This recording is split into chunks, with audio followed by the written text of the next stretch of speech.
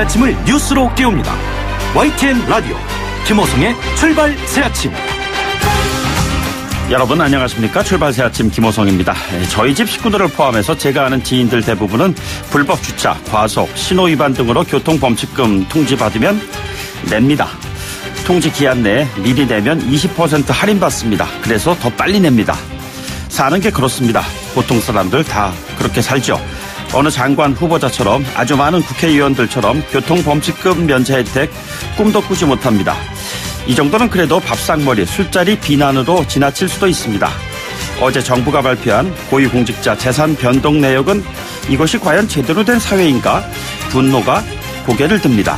부동산 시장 안정을 위해서 집을 팔라고 채근했던 부동산 정책 담당 부처 고위공무원 10명 가운데 3명이 다주택자였습니다. 청와대 참모전 가운데 13명이 집을 2채 이상 보유하고 있었습니다. 청와대의 입 김의겸 대변인은 16억 원의 빚을 내서 재개발 지역 내에 이 집은 냉면집인가 통닭집인가, 아니 두 집이 다 있는 25억 7천만 원 상당의 건물을 구입했습니다. 내가 하면 투자, 남이 하면 투기라는 내노란불식 논쟁, 국민들은 이제 피곤합니다. 노블리스 오블리주, 가진 자들의 책임. 가진 자들은 많은데 책임 있는 자들은 다들 어디 있는 겁니까?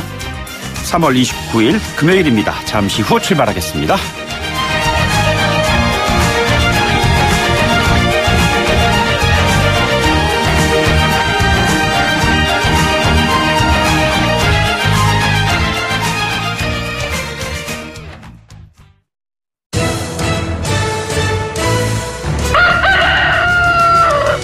꼭이요 꼭, 출근길 꼭 알아야 할 뉴스, 이종래 꼭 뉴스.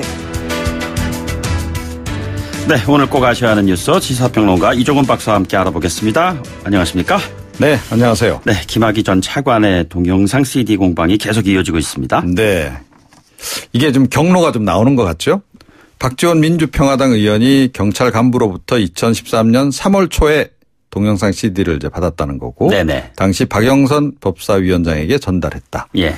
박 의원은 2013년 3월 11일에 임명된 황교안 당시 법무장관이 3월 13일 법사위원장실 방문했을 때 이 CD에 대해서 언급을 하면서 김 전 차관의 임명을 만류했다. 예. 예. 이건 뭐 거의 팩트가 아닌가 싶어요. 당시 일정표까지 이제 공개를 하지 않았습니까? 네네.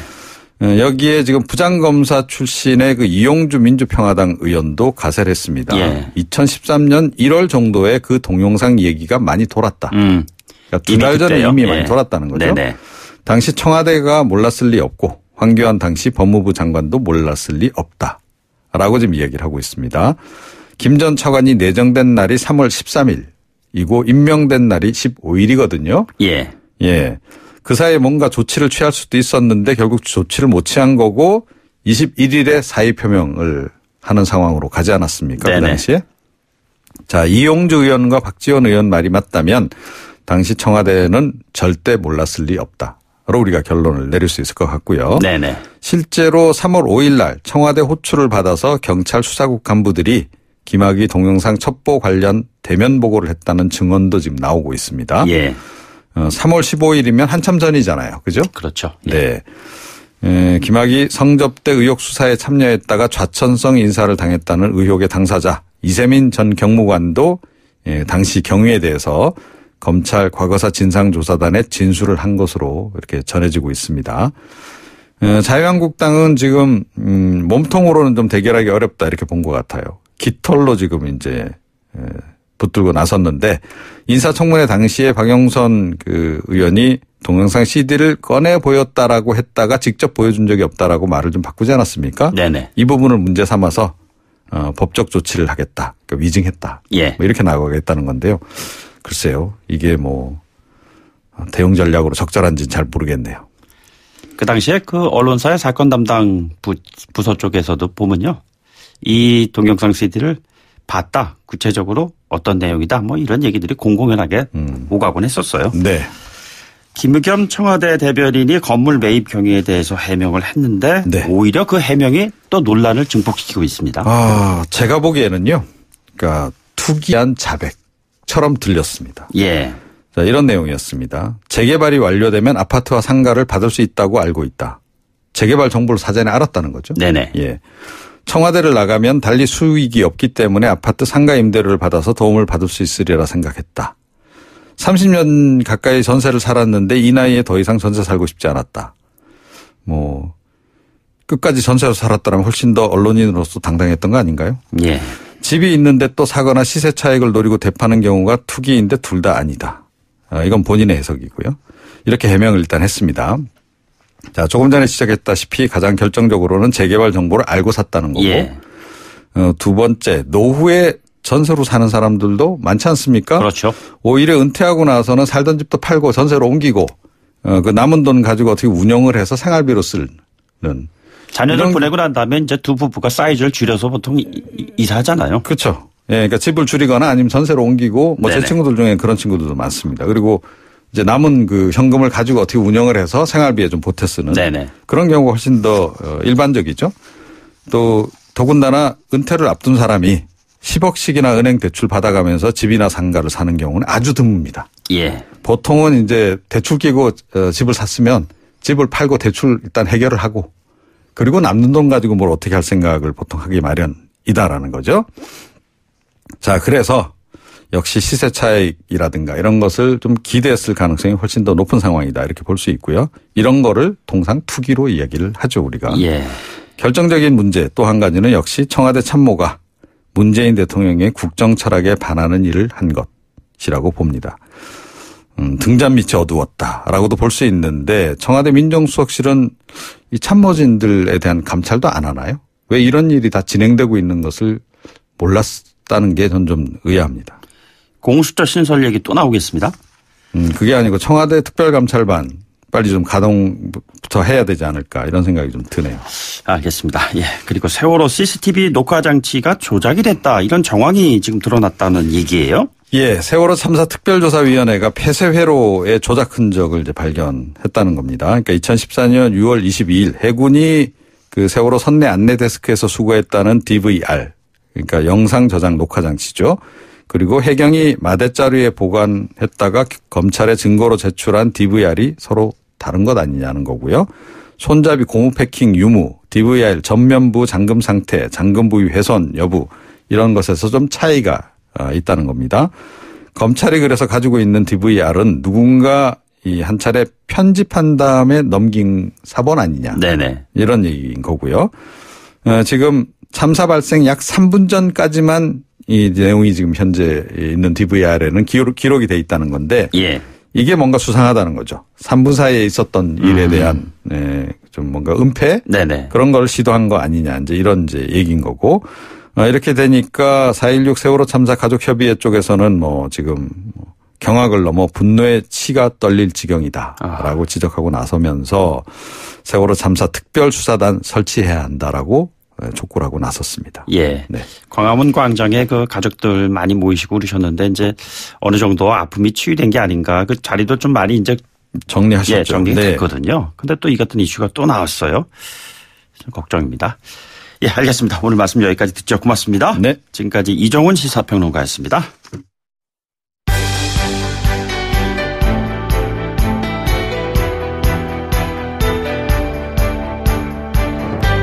한국 정치를 풀어내는 토론 사이다. 한국 정치를 풀어내는 토론 사이다. YTN FM 출발 새 아침. 여의도 중계석.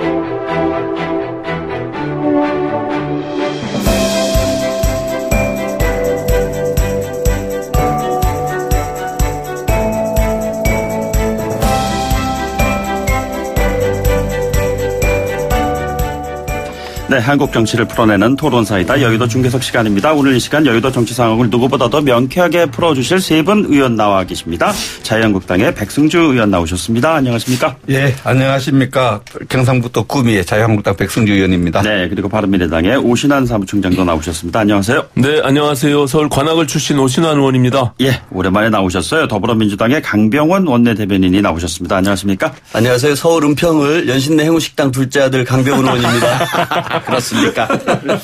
아, 요즘 식당이 껴있는 건물들이 많이 비싼데, 그거 참 대단하십니다. 네, 가벼운 질문 먼저 해야 되겠어요. 공직자윤리위원회가 공개한 2018년 국회의원 재산 변동상 신고 내용. 자, 이제 보면요.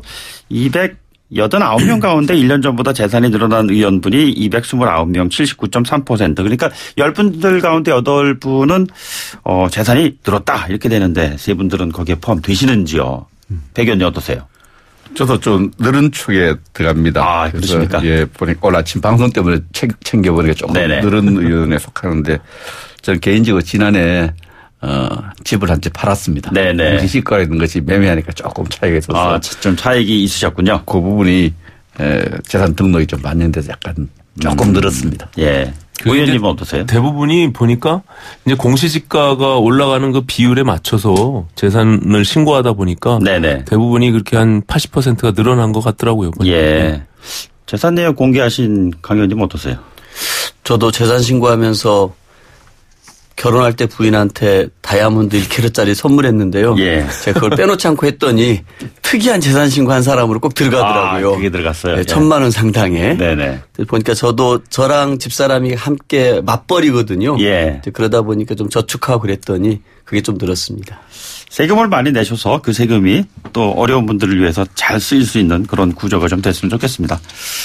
예, 자, 오늘 그 인사청문회 얘기부터 좀 시작을 하겠습니다. 박영선 중소벤처기업부 장관 후보자 청문회가 뭐 여러 가지로 뭐 덜컥거리는 그러한 양상을 좀 보이고 있어요. 자료 제출 문제부터 해가지고 다 제출했다. 너무 비겁하다. 이런 식으로 해서 좀 얘기를 했는데 의원들께서 보시기에 자료 제출이 좀 많이 부족했나요? 야당 의원들이 말씀하실 수밖에 없을 것 같은데 백 의원님 어떻습니까? 예, 우리 자유한국당 의원총회에서도 이 문제가 거론되었습니다만은 우리 청문위원들 동료 의원들이 요구한 자료를 상당 부분 제출하지 않았어요. 예. 그런데 이게 또 더 이렇게 그렇게 느껴지는 부분은 박영선 후보가 한 의원 시절에 오선 의원이죠. 40여 차례 청문회할 때 자료 요구에 대해서 압박하는 그 기억이 압박하는 목소리가 굉장히 생생하게 기억되어서 네네. 대비된다는 이런 이야기가 있었고요. 저는 그렇게 합니다. 동료 의원들이 뭐 의정활동 또 청문회 준비 과정에서 상당수 자료를 요구하고 또 요구받은 측에서는 또 이렇게 이것까지 요구하냐 이런 생각을 할 수 있지만 예. 그러나 소명하는 태도가 매우 부적절했다고 생각합니다. 이런 요구는 없어서 못 준다. 있는데도 또 개인 프라이버시 때문에 못 준다. 이런 부분에 대해서 진정성 있는 소명 이런 부분이 굉장히 국민 눈높이 받을 때 부족했다. 좀 자료를 거부하는 것을 너무 당연하게 이거 뭐 하루만 넘기면 된다. 이런 생각을 갖고 있지 않나 이런 의심이 들 정도로 좀 제출을 거부하는 태도 문제에 있어서 국민 눈높이 맞지 않았다. 네네. 진정성이 부족했고 좀 일부에 좀 뻔뻔스럽다 이런 느낌까지 주었다 이렇게 봅니다. 오 의원님도 비슷하게 생각하시나요? 뭐 청문 후보자는 사실은 이게 국민을 대표해서 위원들이 요구하는 자료에 대해서 성실히 응할 그런 의무가 있고요. 근데 다만 이제 청문회가 기본적으로 한 개인의 이제 장관 후보자의 역량이나 자질 이런 것들을 평가함에 있어서 물론 도덕성도 평가하죠. 뭐 개인의 흠집내기나 아니면은 뭐 신상에 대한 너무 비하 쪽으로 가는 것은 옳지 않다 생각합니다. 다만 이번에 이제 박영선 후보자의 경우는 이제 아들이 오랫동안 해외에서 거주하는데 그 아들에 대한 그 학비 자금 문제 이런 것들은 늘 청문회에서 나왔던 문제거든요. 예. 그런 것들에 대한 자료 공개들을 금융거래를 통해서 볼 수밖에 없는데 이제 그런 것들을 제출하기를 좀 꺼려했고 그리고 2,252건의 자료 요구 중에 145건을 이제 안 했다고 하는데요. 예. 그 내용들이 이제 주로 민감한 의혹이 제기됐던 그런 부분들에 대해서 안 했기 때문에 아마도 이제 청문회가 파행으로 가지 않았나 이렇게 생각이 듭니다.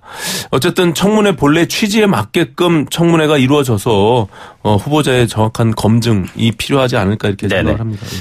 여당 입장에서는 청문 보고서 채택이 지금 한 명도 안 됐잖아요. 네. 참 곤혹스러우시겠어요? 제가 봐서는 뭐 보고서 채택은 한 명도 안 될 것 같습니다. 네네. 아마 한국당에서는 이제 어떻게 했는지 모르겠으면 제가 봐서는 보고서 채택은 다 안 해주실 거라고 좀 생각이 들고요. 이미 뭐 기한이 부적격으로 있잖아요. 그 20일 이내에 해야 되나 그렇잖아요. 네, 그렇습니다. 예. 그렇게 하고 이제 보고서 채택이 안 되면 다시 청와대에서 요청을 할 수 있게 그렇죠. 되어 예. 있는데요. 최근에 이제 여야 간의 좀 정쟁 구도가 너무 격화되어 있는 상황이고 또 야당 입장에서 보면 저희 후보자 중에 몇몇 분들은 좀 부족한 면도 많이 보인다고 생각하시는 것 같습니다. 그런 의미에서 보고서 채택도 약속되어 있었던 채택도 다 연기되는 상황이어서 아마 이 7명 후보자 보고서 채택을 한꺼번에 묶어서 크게 이렇게 좀 뭐 딜을 하려고 하시는 거 아닌가 이런 생각도 좀 해보게 되고요. 특히 이제 박영선 후보자 얘기를 하고 있었습니다만 일단 박영선 후보자는 재벌 개혁에 앞장섰었고 그런 의미에서 공정 경제를 이끌 수 있는 저는 적임자라는 생각이 듭니다. 예. 이런 부분에 대한 검증 시간은 조금 좀 부족을 했고 아까 우리 오신환 의원님 말씀하셨던 것처럼 2252건 중 145건이 미제출됐는데요. 그중에 보면 이런 것들이 있습니다. 후보자 자녀 사교육 이수내용. 예. 후보자의 자녀의 한국어 가능 여부. 자녀의 대학 입학 시 자기소개서.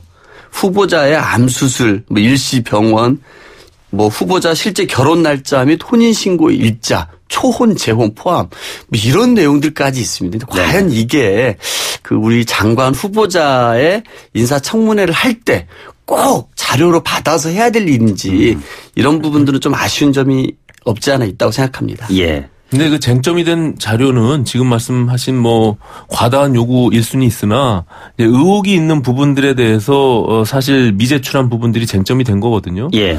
이제 후보자가 사실은 뭐 황후급의 진료를 받았다라는 제보에 의해서 청문위원이 그것을 확인하고자 하는 부분들이 있었습니다. 그 네네. 과정에서 뭐 서로 이제 오해가 생길 수 있는 부분들은 있었지만 어쨌든 그 부분은 좀 명쾌하게 후보자의 입장에서 이걸 입증해낼 필요는 있다고 생각하거든요. 네네. 왜냐하면 지금 뭐 그 대학병원의 경우 상당 기간 몇 개월 동안 이 진료를 대기하는 것이 뭐 일반적인 예인데 네. 뭐 당일날 그것을 또 뭐 바로 진료를 받았다 이런 부분들에 대해서 권한을 남용한 것이 아니냐라는 측면의 의혹은 분명히 예. 있을 수 있거든요. 네네. 그래서 이제 그런 것들은 후보자 스스로도 털어내기 위해서 저는 명확하게 입증할 필요가 있다 좀 이렇게 예. 생각합니다. 정부의 인사검증의 과정에서 그러나 본의 아니게 황교안 대표를 향한 한국당의 이 동영상 CD 문제가 그냥 화제의 중심으로 확 부각이 됐어요. 한국당 입장에서는 어떤 지금 상황을 지금 보이고 계시는 건지요? 그래서 이 박영선 후보자의 경우에 갑자기 황교안 우리 당대표에게 당시에 법무차관 김학의 법무차관의 어떤 CD를 꺼내 보이며 임무를 만료했다 이렇게 주장을 했죠. 명백히 위증으로 지금 밝혀져 가고 있습니다. 본인 스스로 같이 보진 않았다 이렇게 바로 말을 또 바꿨어요. 말을 바꾼 거 위증하고 그거는 좀 있습니다만은 또 이 부분과 관련해서 의미 있는 어제 기록이 나왔어요. 6월 17일에 2013년 6월 17일에 의회 속기록에 보면은 당시 법사위원장이죠. 네네. 박영선 당시 법사위원장이 그동안 김학의 차관과 관련된 여러 가지 정황과 이야기가 있었지만 전혀 그런 얘기를 지금까지 말을 하지 않았다. 이런 의회 속기록이 나왔어요. 그러면 다 알고 있다는 질문이 6월 17일 이전에는 이야기를 하지 않았다는 거죠. 한교안 시점을 놓고 말씀하시는 거죠? 그래서 이거 전부 다 위증과 관련돼 있는 문제이기 때문에 이 청문회와 별도로 청문회장에서 이런 위증한 부분은 좀 끝까지 진실을 규명할 필요가 있고 그렇다면 왜 갑자기 한교안 대표를 끄잡아냈을까?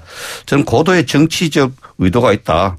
황교안 대표의 흠집 얘기와 관련돼 있고 또 자신 있게 이제 소명해야 될 여러 가지 청문회 의혹 사항들의 어떤 국민적 관심을 돌리기 위해서 황교안 대표를 이용했다.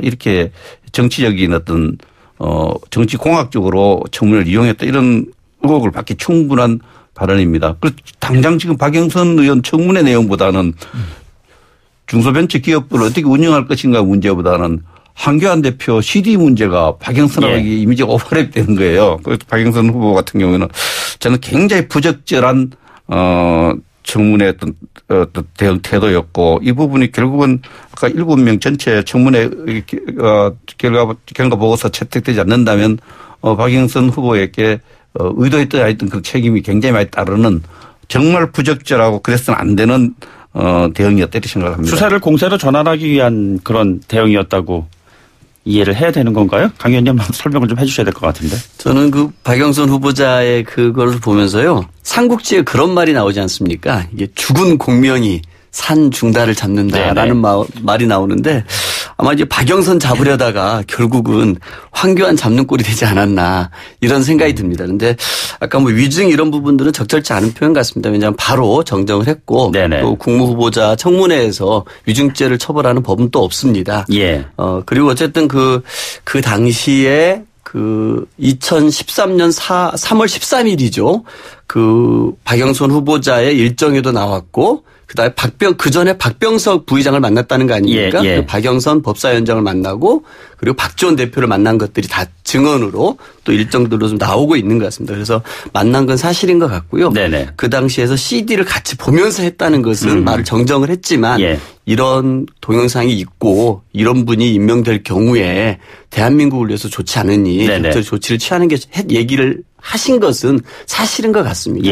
그런 부분에서 이제 황교안 당시 법무부 장관께서 어떤 역할을 했는지 이런 부분들은 조금 더 밝혀져야지만이 국민적 의혹이 해소될 수 있겠다 이런 생각이 듭니다. 예, 청취자분들 의견 주고 계시는데요. 샵 0945 유료 문자로 주고 계십니다. 4565분께서 박영선 후보자님의 완벽한 서류 제출보다는 장관 후보자다운 실력과 연륜이 묻어나는 여유와 넉넉함이 보고 싶습니다. 이런 의견 주셨는데요. 뭐 제1야당과 제1여당의 어떤 이런 공방을 지켜보시는 바른미래당의 지금 우 총장님 의견은 어떠신지 궁금해요. 일단은 청문회 특히 지금 굉장히 경제가 어려운 상황에서 중기부 장관 후보자 청문회가 오히려 황교안과 박영선의 어떤 진실 공방으로 가는 부분들을 보고 이게 후보자의 청문회인가라는 또 의구심이 듭니다. 이게 이제 왜 그런 발언이 나왔는지를 제가 보니까 민주평화당의 이용주 의원께서 2013년도에 박영선 후보자가 당시 법사위원장을 하고 있었거든요. 그래서 이제 차관의 경우는 왜 검증이 좀 이렇게 부족했냐라는 질의에 의해서 답변이 나왔는데 사실 법무부 차관은 저도 법사위에 4년 있지만 그것은 저 국회에서 그것을 검증하는 것이 전혀 아닙니다. 그건 그냥 대통령이 임명을 하는 그런 자리이기 때문에 차관에 대한 검증과 당시 법사위원장과는 아주 무관한 부분이거든요. 그런데 그것을 질문한 것도 저는 좀 의아했고 또 거기에 대한 답변으로서 박영선 후보자가 어떤 의도로 그런 답변을 했는지 그 부분은 좀 아쉬움이 있습니다. 왜냐하면 이것이 지금 아까 말씀드린 대로 중기부 장관에 대한 후보자 청문회로서 장관이 어떤 역량과 자질을 갖고 어떤 비전을 갖고 또 중기부를 이끌어갈지 또 내각의 국무위원으로서 이 국정 운영을 어떻게 할지 이런 부분들에 대한 질의응답이 갔어야 되는데 아쉽게도 또 진실 공방으로 가고 또 그것이 만약에 그 CD를 진짜로 본인이 받고 가지고 있다면 어떤 연유에서 그것이 입수가 하게 됐는지 또 박지원 의원도 지금 그것을 봤다는 거 아닙니까? 이런 부분들에 대해서 명확하게 증거를 제시하고 실제로 지금도 가지고 있을 거 아닙니까? 그러면 어떤 경로를 통해서 내가 그 입수했으며 지금도 이런 사진과 CD를 가지고 있다 이렇게 내놔야죠. 그냥 말로만 해서 서로의 진실 공방을 따지게 된다면 이건 진흙탕 싸움이 또 갈 가능성이 굉장히 크다 이렇게 생각합니다. 한국당 입장에서는 곽상도 의원 등등 해가지고서 뭐 정치보복이다라는 얘기까지 나오고 있어요. 제가 그 시기에 차관을 임용을 받았습니다. 차관 임용을 받았는데 그 장관이 인사검증하는 역할은 아니죠. 그 당시 아마 인사검증을 했다면은 현재 그 더불어민주당에 있는 조홍천 의원이 공직기강 비서관을 했어요. 곽상도 민정수석 밑에서. 그래서 오히려 그 인사검증의 책임과 또 권한은 당시 공직기강 비서관인 조홍천 의원한테. 그러니까 청와대에서 해야 될 일이었다는 그렇죠. 말씀이시죠? 예. 저도 차관할 때 겪고 왔기 때문에 그렇다는 생각이 들고 지금 왜 정치 보복한 이야기 나오냐 그런 주장이 나오냐 이게 당연한 거죠. 곽상도 의원이 계속해서 대통령의 친인척에 대한 여러 가지 의혹들, 국민적 의혹들을 예. 제기하고 있고 또 특히 최근에는 이 감사원 청구까지 청구했던 입장이기 때문에 계속 이런 문제와 의정 활동이 좀 괘씸죄에 걸린 거 아니냐. 네네. 그래서 이제 이번에 이 검찰 과거사위원회라는 것은 법무부 장관이 소속인데 2017년에 구성되어 있어요. 예. 이 독립적인 활동을 해야 되는데 이게 청와대에서 이걸 강력하게 조사를 하라고 이렇게 딱 지명을 했어요. 곽상도 의원까지 네네. 포함해서 검찰 과거사위원회에서 조사하도록 이렇게 하니까 사실 그 업무 시스템으로 보면은 그 당시로서는 검찰총장이 있지 않습니까? 예. 그 검찰총장이 있고 최동욱 검찰총장이 있고 또 공직기강 비서관인 조홍천 의원이 있는데 이분들은 다 제외해놓고 곽상도만 조사해라 이러니까 이게 정치 보복으로 인식할 수 있고 당사자도 그렇게 생각하고 있는 부분이 있습니다. 이런 네네. 부분은 과거사위원회가 검찰 과거사위원회가 중립적으로 이게 문제를 제시했다 이렇게 볼 수 없고요. 우리 진실 규명하는데 찬성하면 저는 특검하자고 생각합니다. 조건부 특검을 제시했어요? 조건부 특검은 어떤 분 제시했는지 모르고 저희들 당의 많은 의원들은 특검에서 진실을 규명하자. 진실을 규명하는데 우리가 하등 그거 할 필요 없다. 네네. 당시에 보면은 그 법무부 장관이 차관이 인사해서 검증의 책임이었고요. 제가 시간적으로 저도 당사자였기 때문에 뭐 전 특검 하는데 문제가 없고 특검 한다면 당연히 공직기강 비서관 조홍천 의원이 담당 역할을 했기 때문에 그 관련된 모든 걸 조사를 해야 진실을 규명할 수 있거든요. 최동욱 검찰총장까지 다 포함해서 하자 이런 당연하죠. 얘기 아니에요. 예. 그 당시는 그 공직기강 비서관이 검찰 도움을 좀 받았을 가능성이 있죠. 시스템상을 보면은. 그러면 검찰총장 관련된 모든 사람들을 조사해서 진실을 규명해야 되는데 어떤 사람 조사하고 어떤 사람 조사 안 해서 진실이 반쪽짜리밖에 안 나와요. 네. 그래서 우리는 진실을 규명하는데 하등 주저할 이유가 없고요. 진실을 국민 눈높이 조사하기 위해서 특검 하자는 이야기입니다. 한국당 입장에 대한 민주당 입장은 그럼 어떤 건가요? 일단은 이 사건은 그 김학의 성폭력 동영상에 대한 그 당시에 축소 은폐된 것에 대한 국민적 분노가 모아지고 있는 것입니다. 네네. 저는 솔직히 이것에 대해서 검증 과정은 청와대가 책임지고 하고 임명을 한 것 아니겠습니까? 예. 그 부분에 대해서 검증 과정에서 뭔가 잘못된 게 있고 그게 성폭력이라든지 뇌물 이런 것들이 이미 보고되었었는데도 임명을 했다 그러면은 그거에 대한 책임은 다 청와대가 지는 것이죠.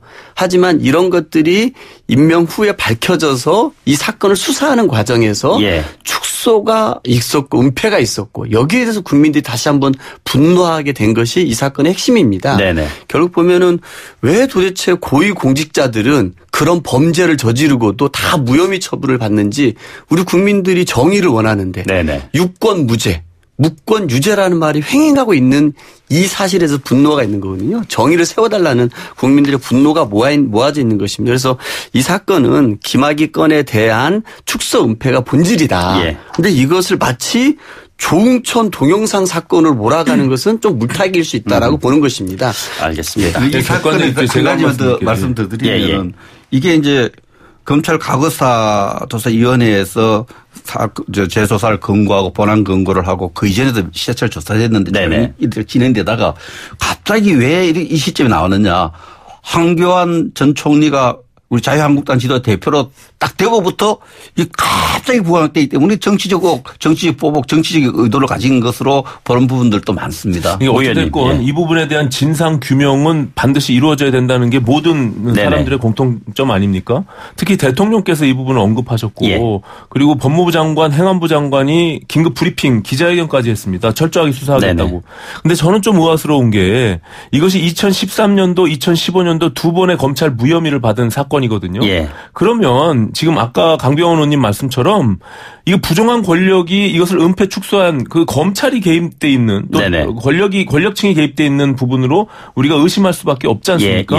그러면 이것을 지금 현재 2014년도에 제정된 상설특검법에 의해서 네네. 법무부 장관이 특검을 발동할 수가 있어요. 바로. 예. 그러면 5일 3일에 의해서 자동적으로 특검이 발효가 되는 겁니다. 예, 그런데 예.